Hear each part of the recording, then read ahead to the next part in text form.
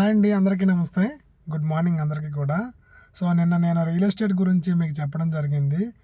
So ఎవరికైనా సరే real estate చేయాలి అనే ఇంట్రెస్ట్ ఉన్నట్లయితే తప్పకుండా నా నెంబర్కి కాంటాక్ట్ చేయండి. పైన నా నెంబర్ ఇస్తాను.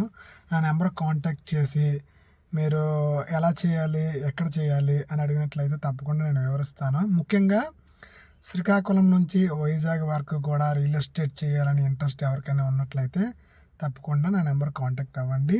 అలాగే రియల్ ఎస్టేట్ ఎందుకు చేయాలి, సో దానివల్ల మనకి ఇన్కమ్, సైడ్ ఇన్కమ్ కానీ ఎలా జనరేట్ అవుతుంది అనేది కూడా మీకు చెప్తాను. బేసిక్గా ఇప్పుడు ఏదైనా వర్క్లో ఉంటూ కూడా మనం రియల్ ఎస్టేట్ చేసుకోవచ్చండి. దీనికి ఎటువంటి ప్రాబ్లమ్స్ అయితే ఉండవు.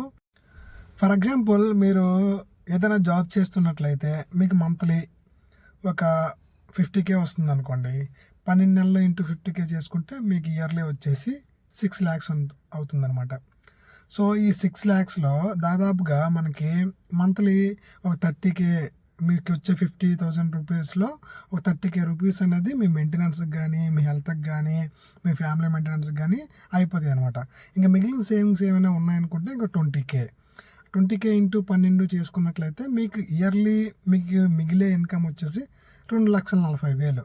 సో అదే రియల్ ఎస్టేట్లో 12 నెలలు కూడా ఖాళీగా ఉండి, అంటే ఖాళీగా ఉండి కాదు, మనం ఏదైనా విజిట్లు పెట్టి కస్టమర్ని చెప్పి మనం సైట్కి తీసుకొచ్చి ఇలా చేస్తుండగా 12 నెలలు మీరు ఏ బిజినెస్ చేయలేకపోయినా సరే ఏదో ఒక రోజు ఒక 1 hour మీకోసం ఉంటుంది.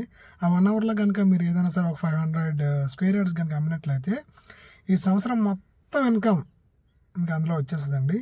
సో నేను ఎందుకు చెప్తున్నానంటే రియల్ ఎస్టేట్ అనేది చాలా మంచి మార్గము, మంచి భవిష్యత్తు ఉంటుంది ఇందులో.